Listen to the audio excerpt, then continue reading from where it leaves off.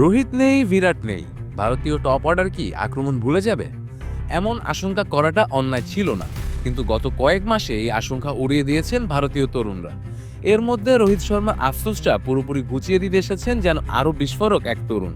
নাম তার অভিষেক শর্মা।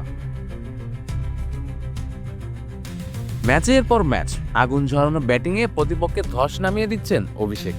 সুপার ফোরের শেষ ম্যাচে শ্রীলঙ্কার বিপক্ষে আবারও দেখা গেল সেই বিস্ফোরণ। মাত্র ৩১ বলে ৬১ রানের ইনিংস, তাতে ৮টি চার আর ২টি ছক্কা। অভিষেক যেন একাই ম্যাচে মোড় ঘুরিয়ে দিলেন। এর আগে পাকিস্তানের বিপক্ষে ৭৪ রানের অসাধারণ ইনিংস খেলেছিলেন দুবাইতে। চাপের ম্যাচে এমন ব্যাটিং শুধু স্কোরবোর্ড সমৃদ্ধ করেনি, ভারতীয় ড্রেসিং রুমেও এনে দিয়েছিল বাড়তি জোর।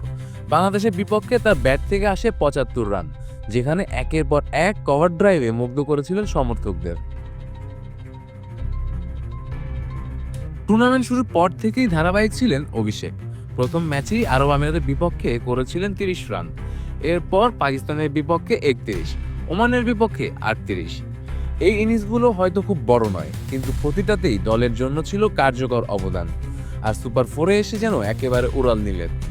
টানা বড় ইনিংস খেলে এখন তিনি হয়ে উঠেছেন ভারতের সবচেয়ে ভয়ঙ্কর ব্যাটার। তবে অভিষেকের এই উত্থান হঠাৎ নয়। আইপিএলে বছর ধরে ধারাবাহিক পারফরমেন্স করে জায়গা করে নিয়েছেন জাতীয় দলে। সেখানে পাওয়ার প্লেতে তার বিধ্বংসী ব্যাটিং বহুবার দলের ম্যাচ ঘুরিয়ে দিয়েছে।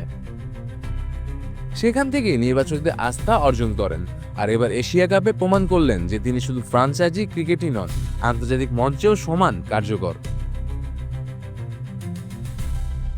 এই এশিয়া কাপে অভিষেক শুধু রানই করেননি, বরং প্রমাণ করেছেন তিনি পরিস্থিতি পড়তে জানেন।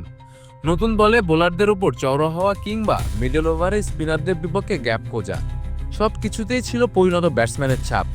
ভারতের ব্যাটিং লাইন আপে যেখানে সবসময় রোহিত কোহলির মতো বড় নামের ছায়া থাকে, সেখানে নিজের আলো জায়গা করে নিয়েছেন অভিষেক।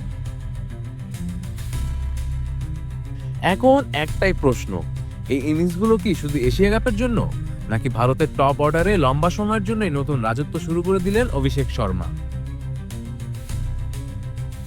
শেখ মেহেদী হাসান, ডি স্পোর্টস।